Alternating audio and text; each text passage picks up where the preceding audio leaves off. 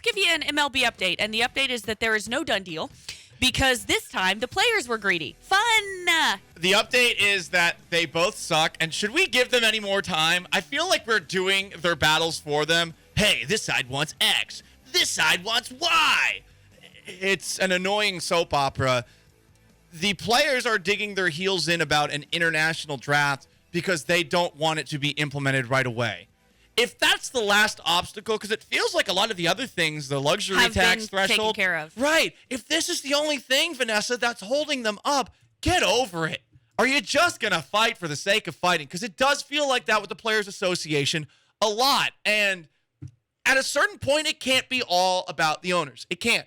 For the most part, it can be, but not all about the owners. Come on. So they canceled another week of games. 2 weeks now have been canceled, where we thought that maybe the first week that had been canceled could be uncanceled. Cancel culture. Bob Nightingale tweeting the current MLB, MLBPA economic proposals, luxury tax, minimum salary, et cetera, et cetera.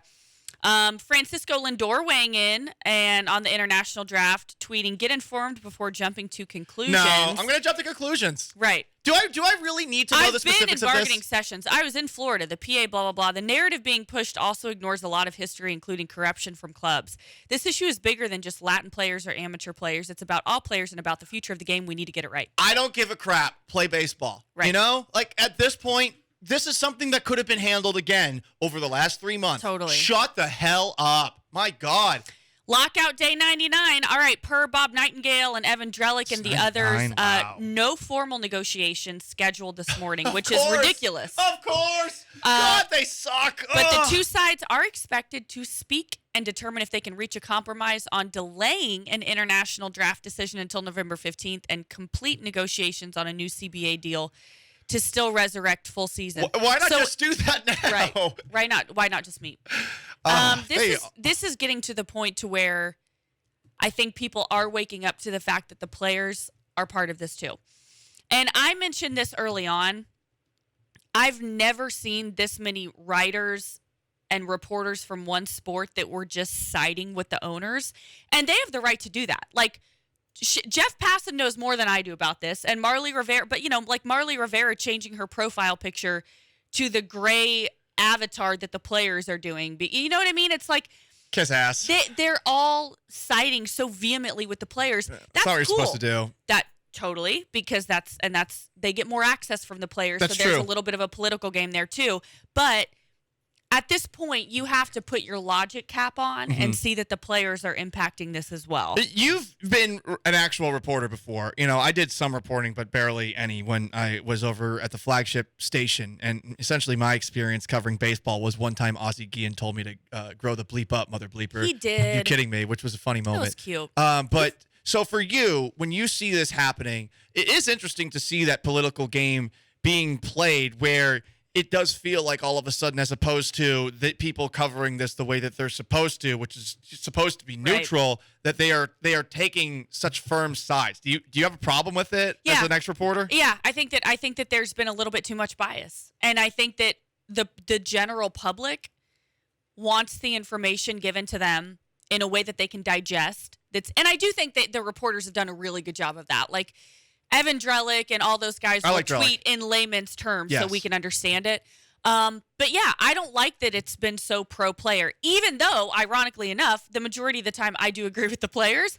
But I don't need commentary when you're talking about this. Just tell me when you think a deal will get done. Because if that's the other side of that, though, and this is a much, much, much larger discussion, is that the way that media is now, media has really changed, right? So you have guys in the past, like the Adam Schefters and the Ian Rappaports and the Marly Riveras, whatever sport, pick a sport, any sport, that would just give you information, and now they do a little bit of the opinion analysis. Facts have taken a backseat to the opinion, totally. right? And, Jeff Passan likes to insert his opinion into a lot of these things. I get it. It works, clearly, but there's a certain point where, okay, what does swaying the public's opinion do for this process? What does it do?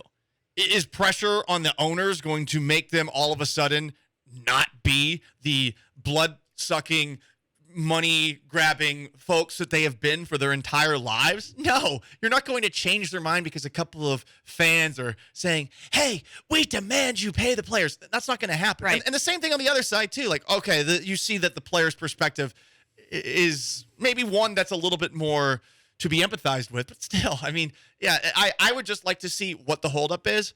And honestly, because both of these sides are being stubborn and they're not meeting at all times, I choose to believe that they are both at fault, varying degrees on the blame chart pie, but they're both at fault here. And yeah, I'm just tired of it. I don't even want to talk about it anymore. Yeah. We have to because we want baseball to be back. I mean, if we don't have baseball until May, that's just an epic failure on so many parts. What are we going to do? I mean, what do talk about the NFL, which is what we do anyway. Oh, yeah, that's the sure. sad thing, You know, right? No, I mean, like, I'm actually okay with that. yeah, me too.